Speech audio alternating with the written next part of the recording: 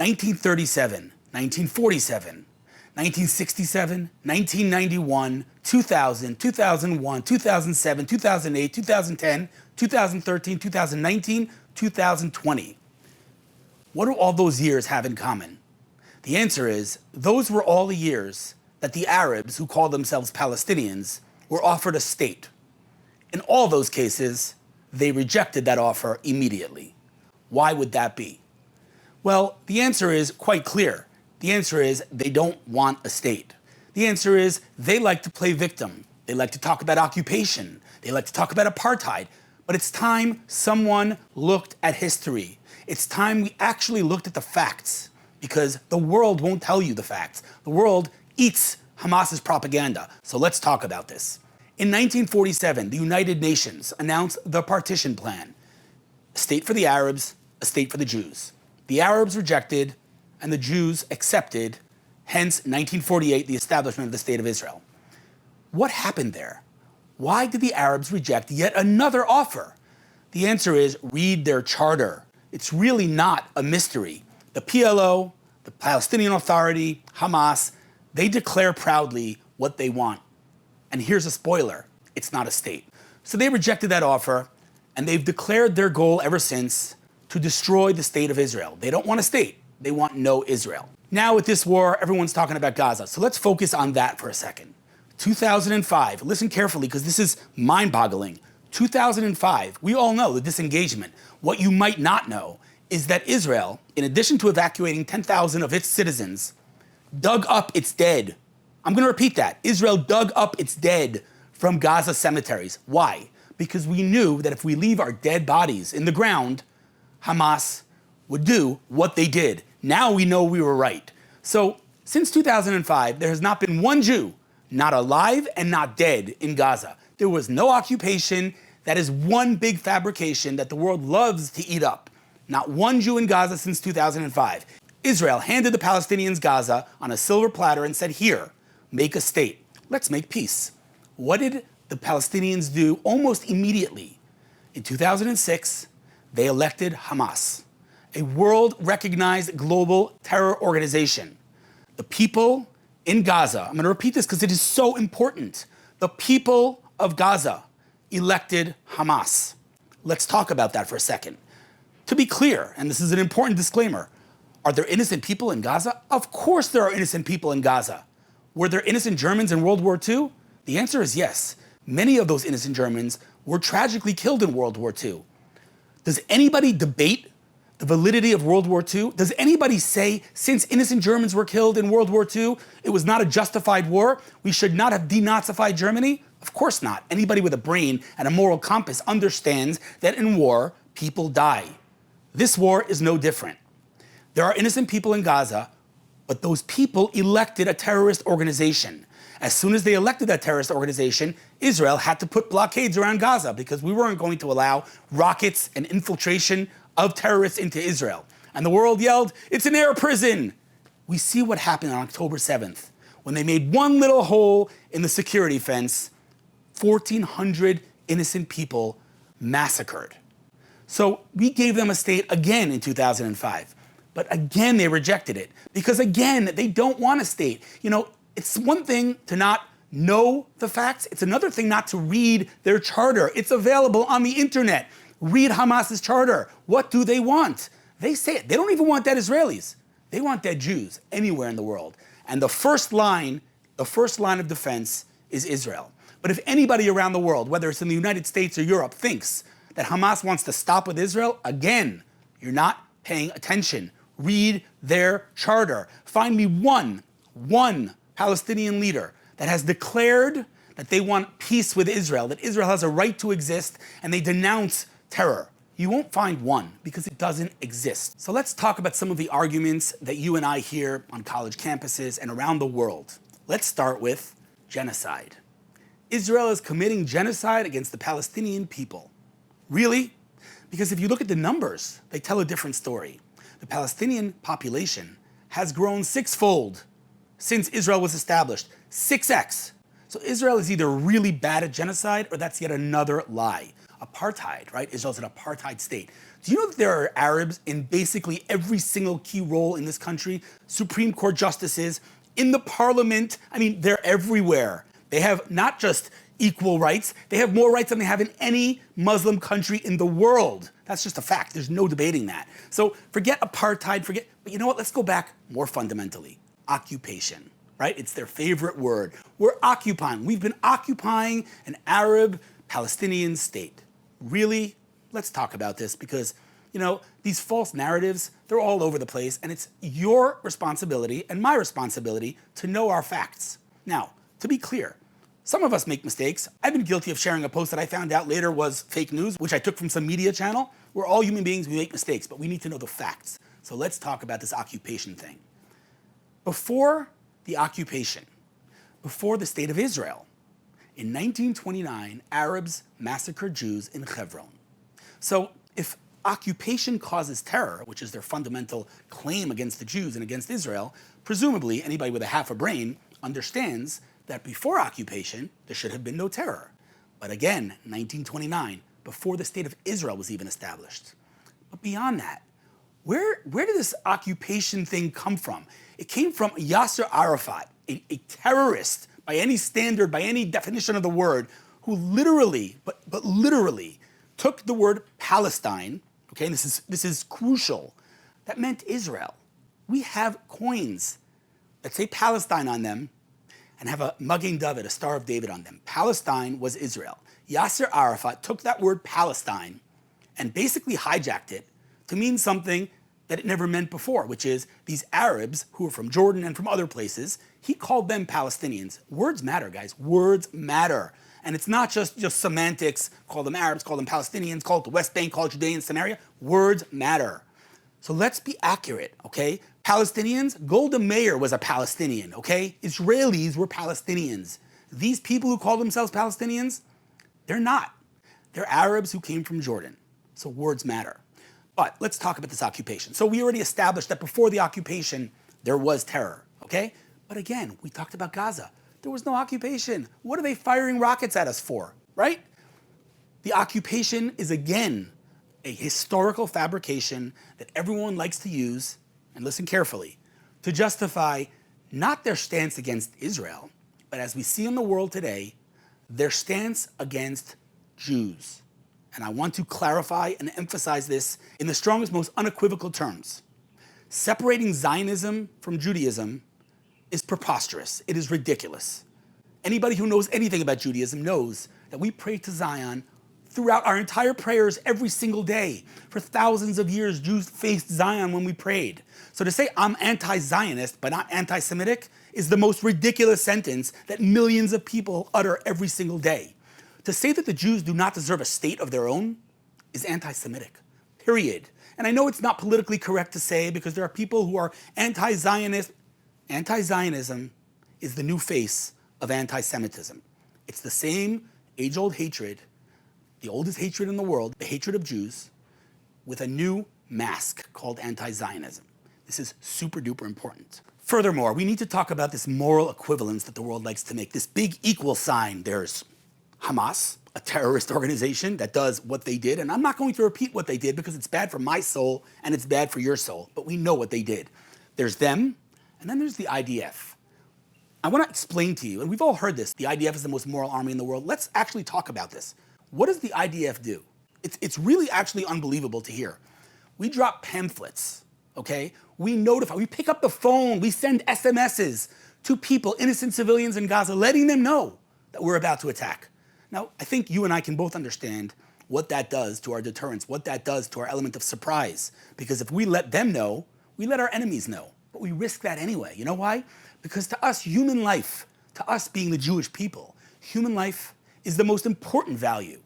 So to compare us, the IDF, that values human life and that does everything to minimize civilian death, to Hamas, that does everything to maximize civilian death, is moral bankruptcy. Stop making that comparison. These aren't two equal sides. This is good, the IDF, versus evil, Hamas. Now, again, I want to go back to the most important point. There are innocent people in Gaza. There are. But those people those innocent people, where are they? Are your social media feeds full of Palestinians denouncing Hamas? Because what I see are thousands, tens of thousands of Palestinians marching in support of Hamas. What I see are Palestinians dancing in the streets on 9/11. What I see are Palestinians giving out candies on the streets every single time an innocent Jew is murdered. So where are these innocent Palestinians? Where are they? I don't know. But these innocent Palestinians voted for Hamas. A poll that I saw recently is that they have 80%, Hamas has 80% support in Gaza, 80%. So it could be that there are innocent people. There are innocent people, but how relevant are they? In fact, even if they were the majority, which they're clearly not, if they remain silent, they are irrelevant.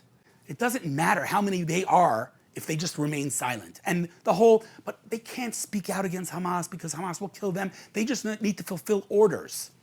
I'll let you, for a second, think where you heard that last. Yeah, it was the Nazis who said that. You cannot make that claim. I'm sorry, I can't stand up for morality and denounce terror and murder because I'm scared. You're scared? Then do what you need to do in Gaza and get rid of Hamas. Hamas is a terrorist organization that rules Gaza thanks to those innocent Palestinians. And let's say it as clearly as possible. Those people who dance in the streets, who give out candies, and who elected Hamas are accountable for their words and their actions. And here's the irony of it all. Those people who say, no, they're innocent people, they can't do anything, they're not to be held accountable. Wait a second. Are the Palestinian people a people? Are they a nation that deserves a state? Because if they're a nation, they should be held accountable as a nation. And if they're not a nation, they're just a bunch of, punks acting up, well then, why do they deserve a state? Think of the irony. Think of the hypocrisy here. Those very same people who claim that the Palestinians deserve a state are the very same people who say, nah, they shouldn't be held accountable for their actions. But they should, and they will be, and they are in this war. It's horribly tragic when innocent people die, but that's what happens in war. Did Israel want a war? Absolutely not. The Israel Defense Forces is exactly that, defense forces. Israel has never attacked anyone. We were in shul, we were in synagogue on Simchat Torah dancing with Torah scrolls when Hamas decided to do what they did. Unprovoked and for no reason whatsoever other than one. They want to see dead Jews. Now, we're hearing on campuses, the Nakba, right? We forcefully removed Arabs from their houses in Guys, please. 1947, the partition plan, they had a state. They did not want a state. I'm going to keep repeating it. I know I sound like a broken record, but this is so fundamental. Anybody who says that Israel occupied an Arab-Palestinian state in 1948, ask them one question. Just one question. Look them in the eye and say, okay, Israel occupied an Arab-Palestinian state. Fantastic. Do me a favor. When was that state established? Can you give me the date that Arab-Palestinian state was established? Or, you know what, forget the date. Kindly remind me what the national anthem was, or who the prime minister was, or what language they spoke, or what their currency was. Because such a state never existed. It's all a lie. Which begs the question, how do so many millions of people believe these lies? The answer is, again, the oldest hatred in the world, the hatred of Jews. New mask in 2023. Facts don't matter to them. They have now found an excuse to let their anti-Semitism come to the surface. And so they can believe whatever they want in Ivy League colleges. Truth be told, I'm extremely worried about my brothers and sisters outside of Israel. And I know that sounds funny after what we've been through, but at the end of the day, what we do in Israel and how we retaliate is in our hands. We're not at the mercy of some government, and we don't have to hope that they'll come to our rescue. We see pro-Palestinian protests. We see people being murdered in the streets in LA. We see people being stabbed. We see posters being pulled off. This is a new level. We have reached a new level of anti-Semitism. In fact, I'll say, and this is also a hard thing to say, that on October 7th, when I heard, after I turned my phone on after the holiday, and I heard what had happened, I'm an optimistic guy. I tried to find something to grasp onto, something positive. And you know what I could come up with? I said, this is a tragedy of unparalleled proportions. But maybe, perhaps, the only silver lining here is that the world will finally see what Israel knew for decades. The world will finally, unequivocally, stand with Israel. And here we are, 1 month later, and anti-Semitism has increased by hundreds of percentages. Hundreds. So the world does not recognize, the world does not accept, and Holocaust deniers, it's a sick thing, but perhaps they could say, hey, we don't have any hard evidence. Hamas live streamed the atrocities. There is no denying, there is no debating what Hamas did. And yet, despite that, there are still people who side with Hamas. There are still people, intellectual people, by the way, otherwise moral people, who claim that it is justified. It is resistance. Resistance, if you're watching this, is there any scenario in which you, as a human being with a heart and a conscience and blood in your veins, is there any scenario in which you would justify doing what Hamas did? Any scenario, anything. Someone kicks me out of my house, which is their narrative, a false narrative, but it's their narrative. Someone kicks me out of my house, I'll protest, I'll go to the police, I'll do whatever I have to do. Will I do what Hamas did? No. You know why? Because I have a conscience. These people do not have a conscience. There's no Nakba, there's no occupation, there's no apartheid. These are all fabrications that our enemies used to justify their hatred of Jews. And so what's going to happen now, based on the intel that I have, the knowledge that I have of this war, we're going to continue until Hamas is completely eliminated from this world. And then we're going to take security control over Gaza like we have in Judea and Samaria, what the world calls the West Bank. And we will facilitate, hopefully, and this is not information that I have, this is my hopes and dreams, we will facilitate the ability for them to build a new society that is not promoting and encouraging terror and the murder of Jews. But that, we have a long time till we get there. Right now we're focusing on getting rid of Hamas, and the world as a whole can either thank us for the work that we're doing for them, because again, if you think they're stopping with Israel, you're not paying attention. So the world can either stand with us, support us, denounce terror, or they could sit it out and sit down and let us do the work that we need to do and let them thank us later. The world was silent in the past. The world was silent in World War II. The world was silent throughout all of the persecutions that the Jewish people experienced. The Inquisition, the pogroms, the Crusades, the list is long. They were quiet then, and they're being quiet again.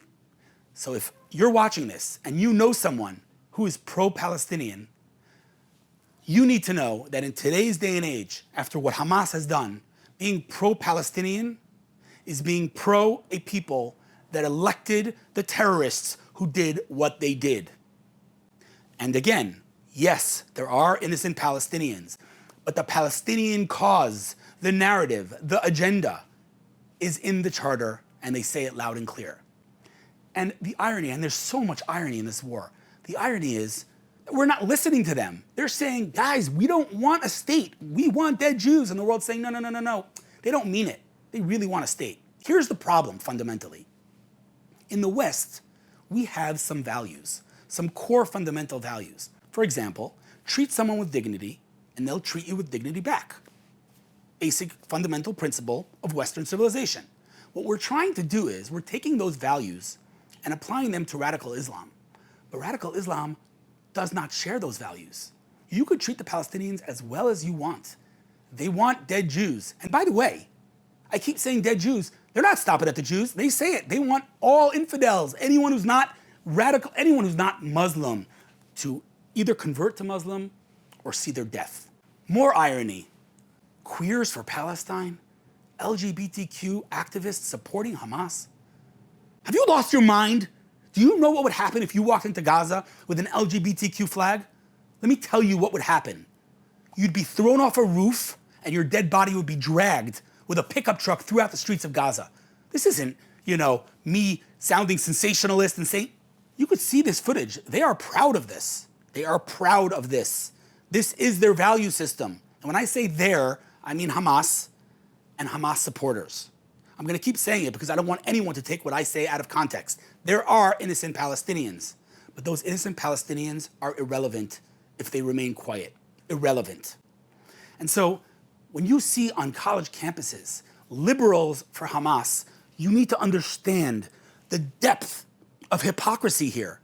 Those very liberals and their values and the things they stand for are 100% fundamentally opposed to what Hamas stands for. They hang and they murder people with liberal values. And so you need to understand and be able to communicate with the people on campuses and all around America and around the world who don't stand with Israel today. You need to be able to communicate to them the facts the historical facts that started before the State of Israel was even established in 1929, as I mentioned, in Hebron. You need to be able to communicate those facts clearly, concisely, and accurately. Not to say that we're ever going to win the digital war, because they outnumber us, obviously, but truth will prevail. And at the end of the day, whenever that end of the day comes, we know the ending, and it's going to be a good one. And I want to emphasize that.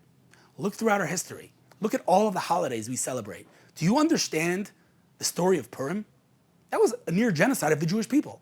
And now we celebrate. But at the time, we couldn't even imagine celebrating. The same is true for today. We are in deep agony and pain and mourning. And the thought of celebrating is foreign to us. I understand that. Trust me, I do. But we will win this. We know the ending. The question is, and this is a tremendous, fundamental question, who will stand with us on the way to that ending, on the way to that victory? Who will be our allies and who will get in our face? And I just want to end with one beautiful thought that I heard from my friend Rav Ephraim Goldberg from Boca Raton. He said something that really, to me, illustrates the two sides of this war perfectly. In the Torah portion of Lech Lecha, God says to Abraham, Va'avarcha mevarechecha, whoever blesses you, the Jewish people, will be blessed. Umekalelcha, and he who curses you, you would have expected the Torah to say, akalel, I will curse, right? Va'avarcha mevarechecha, umekalelcha, akalel, it should say. But it doesn't, it says aor. Aor. Aor is another way to say I will curse. But why does the Torah switch languages? Why doesn't it just say akalel? Why does it go to aor? So Rabbi Goldberg said something that was just beautiful. I don't know in whose name he said it, but it was really beautiful and it resonated with me deeply. And I think it really does illustrate the nature of the Jewish people. Aor has another word in it, or, light. And here is how you're supposed to read that verse. Va'avarcha mevarechecha, those who bless the Jewish people, those who stand with us, those who have moral clarity, those who have a moral compass, they will be blessed. Umekalelcha, those that get in our face, those that get in our way, those that pass resolutions in the UN and appoint Iran as the head of the Human Rights Council, those people, aor, they will see our light. They try to bring their darkness, our light will extinguish their darkness. They will see the unity in the Jewish people. They will see all the charity. They will see all of the beautiful things that the Jewish people have done over the past month. You try to bring your darkness on us, we'll bring our light. Va'avarcha mevarechecha, those who bless us will be blessed. Umekalelcha, those who get in our face, aor, will see our light.